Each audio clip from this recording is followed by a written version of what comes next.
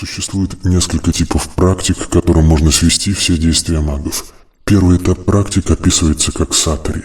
Это временные выходы сознания за пределы границ физического тела, когда происходит наработка структуры ментального тела.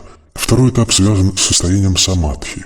Он представляет собой процесс консервации физического тела и постоянное пребывание сознания вне физического тела.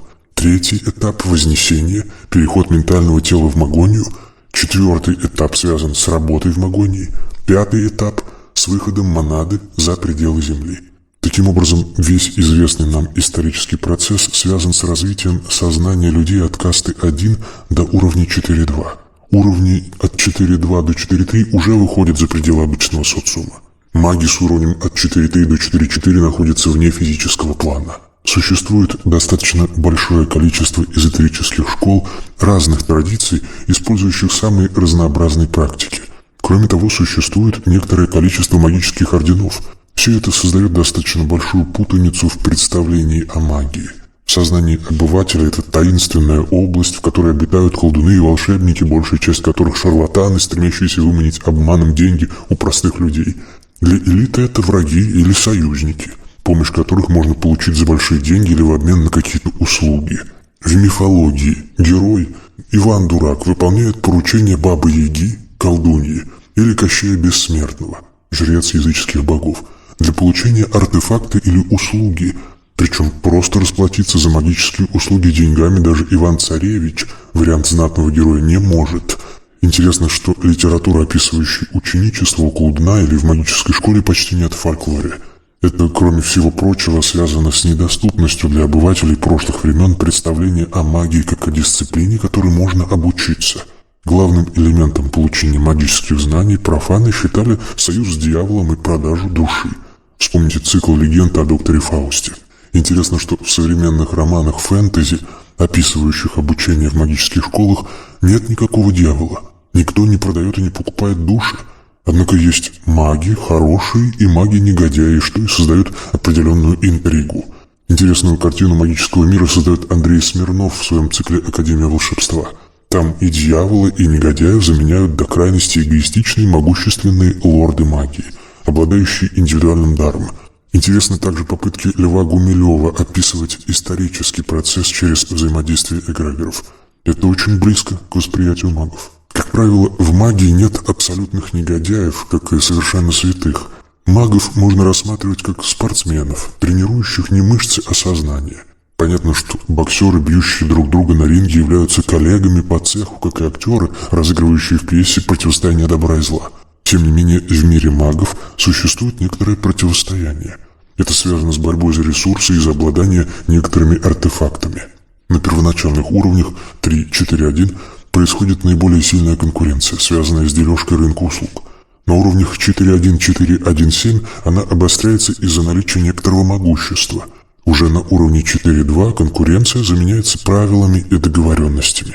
На уровне 4.3 возникают взаимные симпатии, а на уровне 4.4 маги оказываются членами одной команды. Главную проблему представляют собой самоучки. Уровни 3, 3.6, не принадлежащие какой-то традиции и не обладающие магической силой. Они где-то научились гипнозу или НЛП, из-за чего считают себя могущественными магами. В сочетании с отсутствием воспитания и образования они могут запугивать профанов, простецов, внушая им разнообразные страхи. Им на руку, что существует много мнительных людей, как мужчин, так и женщин, считающих себя заколдованными, жертвами приворота или сглаза, порчи, проклятия или вселения духа. Не отрицая существование самих этих явлений, могу сказать, что в большинстве случаев мы имеем дело с комбинацией мании величия и мании преследования. Побывав на приеме у «специалиста», в кавычках, некоторые женщины начинают обвинять его в привороте или преследовании. Надо сказать, что на женщин производят впечатление не только маги, но и врачи, священники и артисты. Если мужчина обладает какой-то харизмой, то для многих женщин он является сексуальным объектом. Хотя эти люди занимаются чем-то своим, практиками, и никакой флирт не входит в их намерения. Мужчины не видят в магах конкурентов и источник некой неопределенной опасности.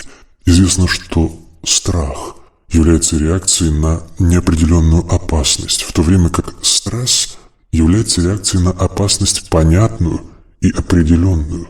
Смысл подготовки различных спецов и агентов состоит в приучении человека к разнообразным опасностям, чтобы в нужный момент получить реакцию в виде стресса, готовность к борьбе, а не страха. Если стресс достался человеку от хищных предков и связан с атакой угрожающего объекта, то страх – это наследие хамелеонов и палочников. Их защитная реакция – замереть и слиться с окружающими предметами. Можно сказать, что человек боится того, чего не понимает. В этом аспекте на вопрос, опасно ли заниматься магией, можно ответить: достаточно опасно, как и любой прикладной дисциплины, связанной с экспериментами. Однако не заниматься ей гораздо опаснее. Человек, изучающий магию, сталкиваясь с феноменами, входит в позицию специалиста, а не впадает в ступор. Магические феномены встречаются не так редко. Влияние человеческого сознания на внешний мир проявляется в форме каких-то событий. Человек, знакомый с магией как наукой, в такой ситуации сможет разобраться, по крайней мере, он не впадет в оцепенение или истерику. Мир духов может проявляться в местах концентрации ментальной энергии. Так появляются дома с привидениями и полтергейстами. В старых домах ментальная энергия жильцов с годами накапливается и создается благоприятная обстановка для появления привидений. Явление такого рода в городах можно встретить довольно часто. В некоторых случаях плотность ментальной энергии может достичь такого уровня, что духи будут проявляться в форме физических взаимодействий, полтергейст. Человек, знакомый с магической парадигмой, сможет себя повести осознанно в такой ситуации, что позволит ему прекратить действие данного феномена. Но обычные люди боятся проявления мира духов и готовы на все, чтобы избавиться от такого жилья. Если же человек занимается магией, то сможет сам договориться с духами и утихомирить этот феномен. Существует еще десяток различных феноменов, связанных с магией и имеющих неприятный аспект, вызывающий у обычных людей страх. Сами по себе эти феномены не опасны и не способны причинить человеку вред. Однако при сильном испуге происходит выброс ментальной энергии, который может усилить проявление феномена. По отношению к элементарам, духам умерших, такой выброс ментальной энергии может привести к материализации, усилению физического контакта с элементаром. В случае инкуба сексуальный дух мужчины страх может привести к появлению на теле женщины следов укусов, царапин и засосов. При увеличении плотности ментальной энергии сексуальный контакт может дойти до стадии зачатия. Если человек понимает суть и механизм данного феномена, то для женщины не составит большого труда изгнать невидимого любовника или, наоборот, увеличить плотность контакта с ним. Существует множество примет и суеверий, в которые верят простецы. Люди, знающие магическую парадигму, понимают причину возникновения тех или иных суеверий и примет и могут для себя дать им рациональное объяснение. А если примета действительно является вестником неприятного события, найдут способ его избежать. Пример. Одна из самых неприятных примет – разбилось ваше зеркало. Для мага очевидно, что на зеркале остаются отпечатки вашей личности, то есть оно является вашим вольтом. Разбившееся зеркало наносит травму вашему энергетическому кокону, нарушает защиту, что может привести в дальнейшем к различным физическим травмам. Маг принимает меры, погружается в солевую ванну, выравнивающую кокон, и компенсирует пробой защиты, не дожидаясь начала проблем. Другой пример. Ваш путь пересекла черная кошка. По народным приметам это событие предвещает неприятности. Для мага черная кошка может иметь духа подселенца. Ведьма или демон, разумное существо другого вида, могут вселиться в кошку. Используя такую кошку как опорную точку, подселенец может произвести против вас магическое воздействие. Оптимальная защита в данном случае – зеркальный щит. Вытяните вперед руки, представляя себе, что держите зеркало.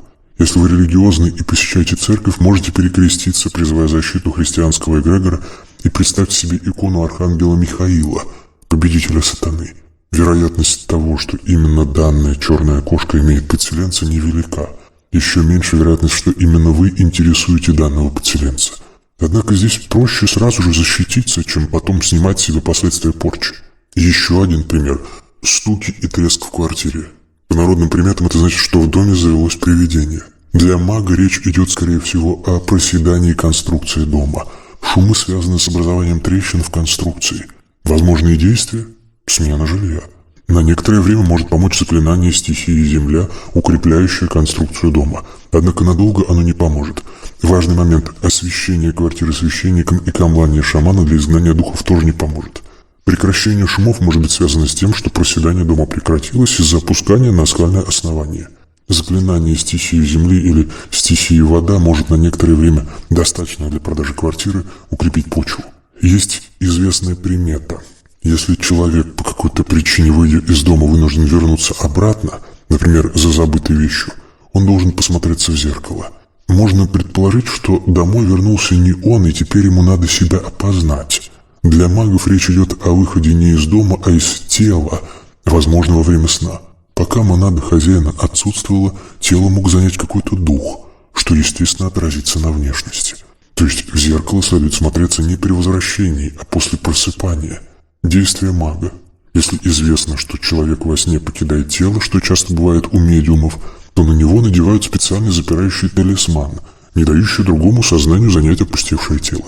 Магическая парадигма позволяет понять суть приметы и предпринять какие-то эффективные действия, если таковые требуются. Если сравнить различные системы обучения магии, то можно разделить их на два варианта. В первом делается акцент на активизацию магических способностей.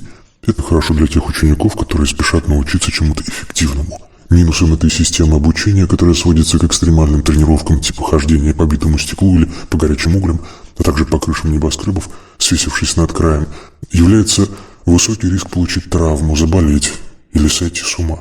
В древности при подготовке ниндзя и факиров, храмовых убийц, подготовка такими методами начиналась с самого раннего детства. Например, 10-летний ребенок был уже слишком старым для нее. Человека приучали в том возрасте, когда еще никакого страха смерти нет в принципе, а любые травмы быстро проходят. Кроме того, активно использовали различные психотропные ядовитые вещества. Такая подготовка неплохо описана Анджеем Сапковским в цикле о ведьмаке Геральде. Заниматься по этой системе со взрослыми людьми означает подвергать их жизнь и здоровье большому риску. Вторая система предусматривает хорошую теоретическую подготовку, при которой человека вначале вводят в магическую парадигму мира и только потом допускают к практикам.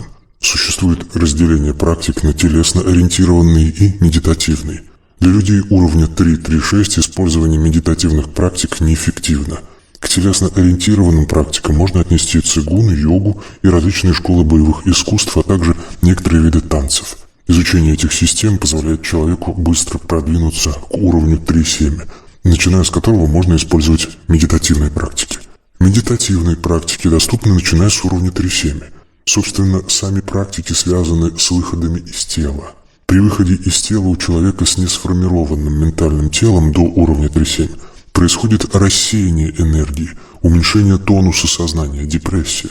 Для людей ниже уровня 3 возможно рассеяние структур, потеря плотности сознания. Начиная с уровня 3-7 потеря энергии при выходе из тела не происходит. Целью практик является формирование определенных структур, ментальных профилей. Ментальные профили – это аналоги органов физического тела. Такие практики можно разделить на формирование пассивных, магическое видение, и активных, воздействия, ментальных профилей. Практические тренировки в процессе обучения должны сочетаться с изучением теории, магической модели мира. При работе с медитативными практиками обучают и рисованию, каллиграфии, игре на флейте, пению и чтению мантр. Существуют различные учебники по магии, доверять которым можно в разной степени. Общепризнано, что изучать магию следует под наблюдением учителя. Дело в том, что часть знаний передается устно. Некоторые же аспекты учения передаются при личном контакте, невербально. Проблема состоит в том, что магия как наука разработана цивилизациями, находящимися на более высоком технологическом уровне развития, чем современная нам цивилизация. Естественно, что язык более развитой цивилизации включает в себя термины, которые отсутствуют в языке цивилизации менее развитой. Таким образом, изложить обычным языком некоторые базовые понятия, связанные с магической моделью мира, невозможно. Магическую модель мира можно описать только используя 22 оси координат, 22 измерения. В книгах Карлоса Кастанеды описана технология, когда учитель, Брухо, изменяет сознание ученика воздействием на его энергетический кокон. Аналогичное явление возникает на занятиях, очных или онлайн, при сонастройке ТС ученика и учителя. Это явление в магии называется расширением сознания.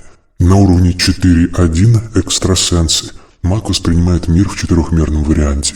На уровне 4.2 целители 7 измерений. На уровне 4.3 алхимики 9. На уровне 4.4 демиурги 12. Полное 22-мерное сознание присутствует только на уровне 4.5. Странники. При расширении сознания считываются новые параметры известных объектов. Мир, воспринимаемый учеником, меняется. Такой изменившийся мир можно условно назвать магическим. Каждый раз, входя в него, ученик получает новый опыт. Практика двоек-троек малых арканов. Этот опыт постепенно накапливается в виде энергии для фиксации ТС. Через некоторое время энергии становится столько, что ученик получает возможность самостоятельно входить в магическое пространство, становится подмастерьем. Продолжая накапливать опыт существования в магическом мире, маг, наконец, фиксируется в нем и получает статус мастера, практика пятерок малых арканов Таро. Теперь он может набрать учеников и создать школу, практика шестерок малых арканов. Таким образом, процесс обучения сводится к входу в магическое пространство и разбит на 10 ступенек этапов, обозначенных малыми арканами Таро. 4 стихийных клана представляют собой возможные пути.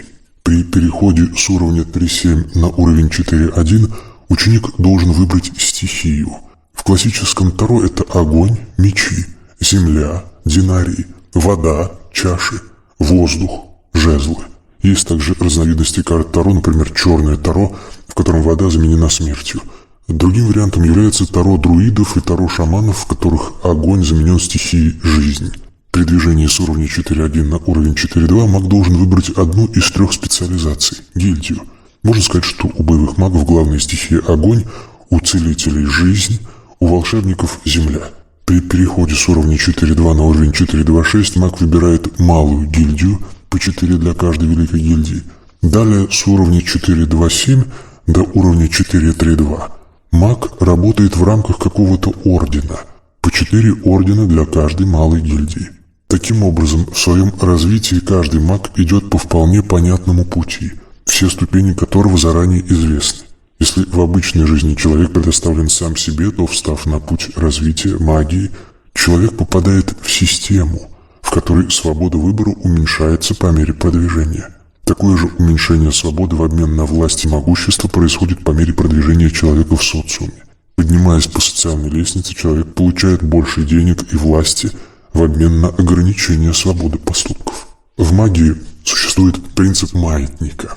Представьте груз, подвешенный в точке А. Груз висит на подвеске АГ, при этом у точки А максимальная свобода перемещения выбора, а точка Г неподвижна. Карьеру человека в социуме можно описать как продвижение из точки А в точку Г. Чем выше позиция, чем больше социальная значимость, власть и богатство, тем ближе человек находится к точке Г. Увеличение ответственности связано с ограничениями в поведении, как и в магии. Любое продвижение по маятнику вверх приводит к ограничению в свободе воли, ограничению амплитуды движения маятника.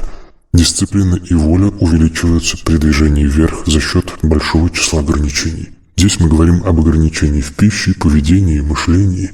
Маги накладывают на себя табу, систему запретов, направляя высвободившуюся энергию на получение определенных качеств. Принцип простой. Я не буду есть что-то конкретное, или я буду бегать, время и расстояние, для того, чтобы получить что-то конкретное. Также я буду думать о что-то конкретно по столько-то часов для того, чтобы получить что-то конкретное. То есть, отказываясь от чего-то земного и материального, мы можем получить нечто в духовном плане. И наоборот, позволяя себе различные излишества в материальном плане, мы жертвуем чем-то в ментальном плане. Так диетологи и врачи по лечебной физкультуре накладывают на нас некоторые ограничения или предписывают нам упражнения, которые в итоге должны положительно повлиять на наше здоровье. Понятие определенных моральных принципов, например, предписанных религиями, приводит к получению некоторых бонусов в социуме. По сути, любые магические способности требуют энергии на ментальном уровне. Отказываясь ее тратить на физическом плане, через тело, мы получаем некоторый избыток энергии на уровне сознания. В любом случае, получение магических способностей требует усилий и решимости двигаться в этом направлении.